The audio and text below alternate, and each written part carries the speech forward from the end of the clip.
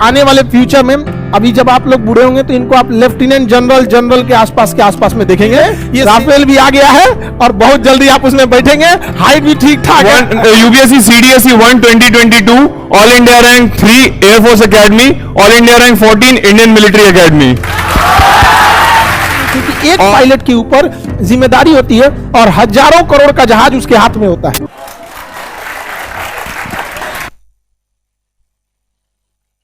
Air force academy all India rank 3, all India rank 3 air force academy, Indian military academy all India rank 14, Indian military academy IMA all India rank 14। Rank नहीं है। OTA में IMA का आ गया तो आप OTA के पीछे काहे पड़े हो भाई? अब इंटर जब हो जाएगा तो कोई कहेगा कि मैट्रिक का सर्टिफिकेट गायब हो गया।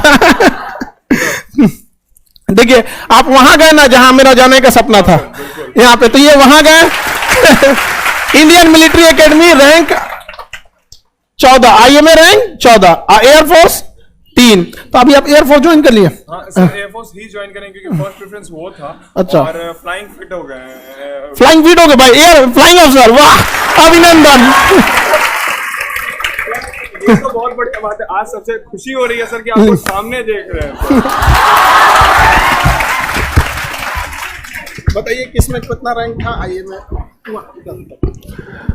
हाय, my self Shubham, UPSC CDSE 1 2022 all India rank 3 air force academy, all India rank 14 Indian military academy.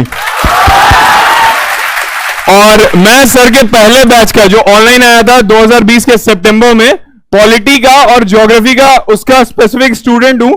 और मैंने भी ना एग्जाम फोकस तैयारी नहीं की थी, मैंने सिर्फ ज्ञान लेने के लिए सर का बैच लिया था कि ज्ञान तो मिलेगा। और वही ज्ञान का नतीजा रहा कि पिछली बार भी परीक्षा में उत्तीर्ण हुआ था लेकिन SSB क्लियर नहीं हुआ था, परंतु इस बार क्लियर हो गया।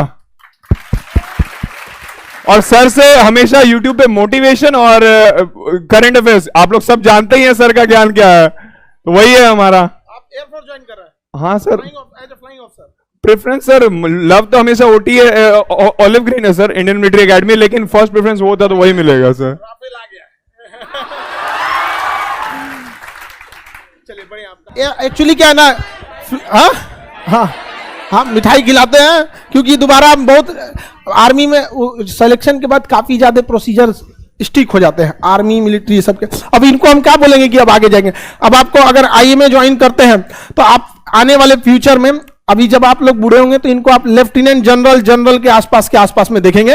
ये सेना के जिस एज में ये गए हैं, देश के कम से कम इनके ऊपर एक बड़ी जिम्मेदारी होगी आने वाले, जो भी इस एज में जाते हैं लोग, एक यंग एज में। हालांकि अगर आप एयरफोर्स में गए, आप फ्लाइंग उसमें कैटेगरी में हो गए, फ्लाइंग फिट पूरी इंडिया में सबसे टफ मेडिकल अगर किसी का होता है, देखो मेडिकल तो आर्मी का NDA और CDS में टफ होता ही है, हमसे कौन पूछेगा, तूने, हम वही में से छट के आ रहे हैं।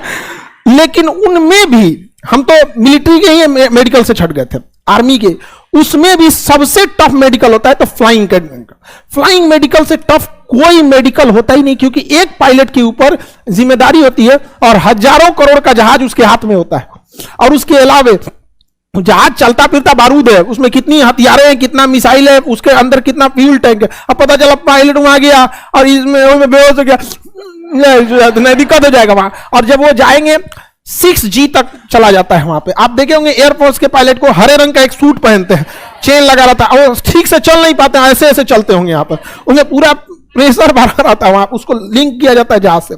जब जहाज इतनी साउंड बैरियर को तोड़ता है ना, तो ग्रेविटेशन फोर्स जो होता है ना, बहुत रैंडम चेंज होता है।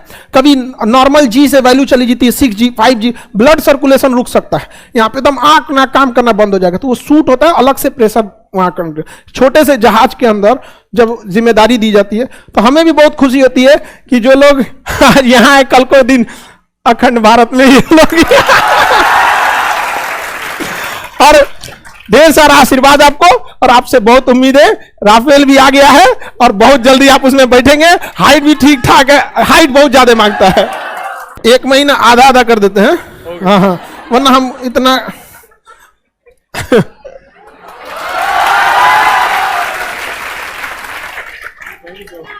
चलिए बढ़िया है।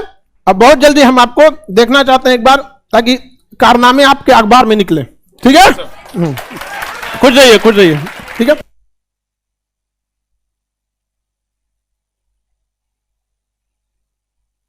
अखंड भारत वाला ग्रुप, सब अलग अलग ग्रुप है भाई।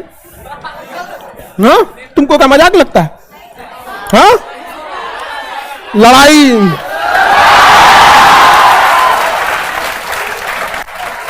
अखंड भारत, समझा? छोटा मोटा नहीं है। अब अपने लड़कों के हाथ में जिस दिन राफेल आ जाएगा ना, उस दिन ऊपर काल, अब कम ही बोलते हैं ना, मीडिया वाला हमारा पीछे पड़ जाता है। आप शांति नहीं चाहते हैं। भारत की अशांति का दुइये को चीज है, उन दोनों को शांत कर दीजिए, हम शांत हो जाएंगे। नहीं समझ आ गया सर? हम भी बहुत जल्दी आओ, बहुत जल्दी आओ, रैंक होल्ड करके आओ। ऑल ओवर इंडिया में रैंक 3, ये एयरफोर्स में, और मिलिट्री आईए में ऑल ओवर इंडिया रैंक 14।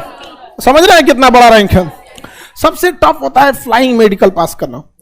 हम लोग तो उसी मिलिट्री, क्योंकि देखिए मिलिट्री को जमीन पे रहना है, थोड़ा बहुत भी एडजस्ट हो सकता है उसको हवा में, और एबनॉर्मल स्पीड ओजोन लेयर के ऊपर, ये तो नीचे तो ऊपर ऊपर भागना होता है। आप कौन सा डिपार्टमेंट देगा ये डिपेंड करता है आप आने के बाद, कि मल्टी रोल जहाज देता है, इंटरसेप्टर देगा। अगर इंटरसेप्टर देगा, इंटरसेप्टर जहाज क्या होता है ना, दुश्मन का जहाज है सबसे पहले जाके मारेगा उसको, धर धर धर धर। इंटरसेप्टर मल्टी रोल, दूसरे को मार भी सकते हैं और नीचे बम भी गिरा सकते हैं।